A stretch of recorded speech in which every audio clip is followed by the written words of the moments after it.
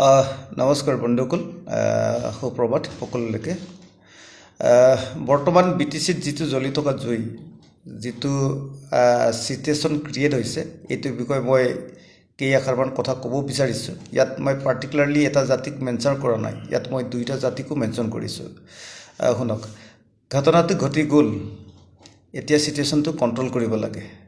তথাপি ইয়াত আমাৰ অনুভৱ হয় যদি আদিবাসী মানুহবিলাকৰ ভিডিঅ'টো যদি চাওঁ, আদিবাসী মানুহবিলাকৰে ৰাইট, বড়ো মানুহবিলাকৰ ভিডিঅ'টো যদি চাওঁ, বড়ো মানুহবিলাকৰে ৰাইট।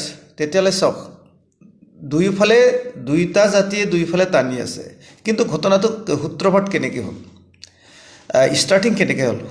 এতিয়া ষ্টাৰ্টিংটোত যিখিনি মানুহবিলাকে ভিডিঅ' ক্ৰিয়েট কৰিছে, ইয়াত যিমান মানুহে ভিডিঅ' ক্ৰিয়েট কৰিছে, এইটো কোনো তাত স্পট ভেৰিফাই কৰা নাই আৰু সঠিক সিদ্ধান্ত তেখেতসকলে চকুৰে দেখা নাই। সিহঁতৰ মানুহবিলাকে যিখিনি কথা কৈছে তাকেই সিহঁতে ৰিপিট নেৰেট কৰি আছে। এতিয়া এই ৰিপিট নেৰেট যদি কৰিবলৈ হয়, তেতিয়াহ'লে শুনক, প্ৰথমতে তেখেতসকলে কৈছে যে অঞ্চলটোত গৰু চোৰৰ ত্ৰাসৰ সৃষ্টি হৈ আছে। গতিকে গৰু চোৰ হৈ থকাৰ কাৰণে তেখেতসকলে সদায় ৰাতি তেখেতসকলৰ ধনুকাৰ লৈ সেইখিনি এৰিয়াত তেখেতসকলে ডিউটি বা পহৰা দি থাকে। তেনেতে আমাৰ এখেত যিজন ঠিকাদাৰ আছিল, ঠিকাদাৰে সন্ধিয়া ঘৰলৈ বুলি যেতিয়া আহিছিল, তেতিয়া তেখেতক গাড়ী ৰখাবলৈ ছিগনেল দিছিল। তেখেতে গাড়ী নৰখাই তেখেতে গাড়ী ৰখাবলৈ কোৱা মানুহখিনিক মহতিয়াই খুব জোৰকৈ তীব্ৰ বেগীত চলাই অহাৰ কাৰণে গাড়ীটো এক্সিডেণ্ট হৈছে। তাৰ পাছে পাছে আহি মানুহখিনিক খেদি আহি তেখেতসকলে তাতে মাৰি পেলাইছে। গাড়ীখন খুব স্পীডকৈ আহিছিল যদি তেখেতসকলে সেই মানুহকেইজনক কেনেকৈ আহি পিনে আকৌ তাতে ধৰিব পাৰিলে, এইটো তেখেতসকলৰ ভাষ্য।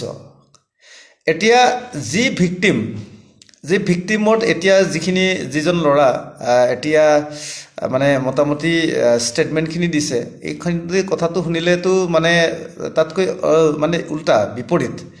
যেতিয়া তেখেতসকলে ঘৰলৈ বুলি আহি আছিল, আহি থকা অৱস্থাতেই তেখেতসকলক প্ৰথমতে পাছফালৰ পৰা গৰু চোৰ বুলি সন্দেহ কৰিছে বুলি তেখেতসকলেতো মুঠেই গম নাপায় যে পাছফালৰ কিটো সন্দেহত খেদি আহিছে, সিহঁতে গম নাপায়। সিহঁতে ভাবিছে আমাক মাৰিবলৈ খেদি আহিছে। ডেফিনেটলি দেখাৰ লগে লগে সিহঁতে কি কৰিলে, খুব শিল মাৰিছোঁ বোলে। শিল মাৰাৰ কাৰণে বোলে গাড়ীখন তীব্ৰ বেগত চলাই আহিলে, তাতে কি হ'ল, গাড়ীখন পাল্টি মাৰিলে, আকৌ তাত পাছৰ পৰা আহি পিনে তেখেতসকলক আহি নিৰ্মমভাৱে হত্যা কৰা হ'ল। ইয়াতে কথা এটা হ'ল যে গাড়ীখনত যিজন আৰোহী আছিল, তেখেত ঠিকাদাৰ, সেইটো অঞ্চলত সদায় অহা যোৱা কৰে, তেখেতক কোনো চিনি নাপালেনে? ইয়াতে গম পাব পাৰে যে মানুহবিলাকে এই অঞ্চলত থকা চাল চলন কৌশল কৰি থকা সম্ভৱ এই মানুহসকল নহয়। যদি কিছুমান মানুহ যদি হয় নহয়, এৰিয়াৰ মানুহটো অলপ হ'লেও চিনি পায়, কোনে কি কৰে, মানসিকতা থকা মানুহ হ'লেতো চিনি পায়। লাষ্টত গৈ পিনে এজন ঠিকাদাৰে গৰু চোৰৰ বলি হৈ মৃত্যুমুখত পৰিব লগা হ'ল। ঠিক আছে, ঘটনাটো ইমানতে শেষ। এতিয়া শুনক, এতিয়া জুই লগোৱাটো লগাই দিলে, লাগি গ'ল। এতিয়াতো জুইটো নুমাব লাগে ন, কেনেকৈ নুমাব? মানুহৰতো চব জাতিৰে এজন নিজা নিজা জাতিৰ চেণ্টিমেণ্ট থাকে, প্ৰতিটো জাতিৰে বীৰত্ব থাকে, প্ৰতিটো জাতিতে হিৰো থাকে। এতিয়া হিৰোসকলে ওলাই গ'ল, হিৰোসকলে ওলাব, কাৰণ কেলৈ, জাতিৰ কথা ক'লে কোনো সহ্য নহয়। আপোনালোকে আদিবাসীসকলে যেনেকৈ সহ্য নহয়, বড়োসকলেও তেনেকৈ সহ্য নহয়। গতিকে সহ্য নহ'লেতো কি হ'ব? এতিয়া শিলে শিলে খুন্দা লাগিলেতো জুই লাগিবই। এতিয়া ছ'চিয়েল মিডিয়াত যিমানখিনি মানুহ দেখা পাইছোঁ, চব জুই লগোৱা মানুহ। তেখেতসকলে জাতিৰ হিৰো দেই, মইহে জুই লগোৱা বুলি কৈছে, জুই লাগিব লাগে, লাগিলেহে সমাধান হ'ব। এতিয়া সেই বুলি প্ৰকৃততে জুই লগাব নালাগে, যুক্তিতৰ্কৰ মাজত আহিব লাগে। ইয়াত ইমান এটা কথা নাথাকে। এতিয়া এইকাৰণে কৈছোঁ, আপোনালোকে যদি ছ'চিয়েল মিডিয়াত কেতিয়াবা ওলায়, আপোনালোকে কোনো জাতিক টাৰ্গেট কৰি ঠেলি কথা ক'ব নালাগে। জাতিক টাৰ্গেট কৰি যেতিয়া ঠেলি কথা ক'ব, এই চিটুৱেশ্যন কেতিয়াও কণ্ট্ৰল নহয়।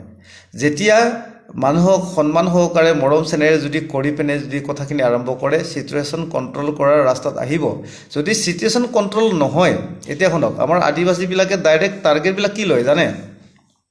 অসমত বোলে 1 কোটি আদিবাসী আছে, যদি গোটেইকেইটাই যদি লাগি যায়, মোটামুটি গোটেইকেইটাই যদি ধনুকাৰ লৈ আহে, মোটামুটি অসমত কোনোবা এটা জাতি শেষ হৈ যাব। আৰে বাবা, ইমান সহজ বুলি কিয় লৈছে আপোনালোকে?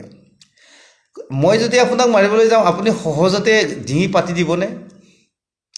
কোনো জাতিটোতো বহি নাথাকিব ন। হোৱেন ইজ একশ্যন দিয়াৰ ইজ ৰিয়েকশ্যন বুলি কয়। যেতিয়া ৰিয়েকশ্যন হ'ব দুয়ো জাতিৰ মাজততো বিলীন হৈ যাব ন, শেষ হৈ যাব ন। যেতিয়া শেষ হৈ যাব তৰ্পি থাকিব লাগিব, কান্দি কান্দি মৰিব লাগিব। এই চিটুৱেশ্যনলৈ আপোনালোকে যাব নালাগে। এইকাৰণে কৈছোঁ ইতিহাসৰ কথাবিলাক কৈ লাভ নাই। আমি চবেই ভাই ভাই আছোঁ, আপোনালোকে আছে, আমিও আছোঁ। আপোনালোকে কি বিচাৰিছে কি বিচৰা নাই এইটো আপোনালোকৰ গণতান্ত্ৰিক ছিষ্টেম হয়, এইটো আমাৰ ইয়াত ক'বলগীয়া নাই। কিন্তু কিছুমান কথাটো আক্ষেপ লৈ মানুহৰ মাজত এনেকৈ জুই জ্বলাই থাকিলে জাতিৰ মাজত বা মানুহৰ মাজত কেতিয়াও শান্তি নাহে। গতিকে আশা ৰাখিছোঁ যিখিনি আমাৰ আদিবাসী ভাইসকলৰ দল সংগঠন আছে কথাটো কওঁতে অকণমান ভালকৈ ক'ব লাগে। আৰু আমি বড়োখিনিকো কৈছোঁ যে কথাটো কওঁতে যাতে মৰম চেনেহৰ মাজত কয়, চিটুৱেশ্যনটো সোনকালে কণ্ট্ৰল হয়। এইখিনিকে কৈ মই মোৰ ভিডিঅ'টো সামৰিব পাৰিম। ধন্যবাদ।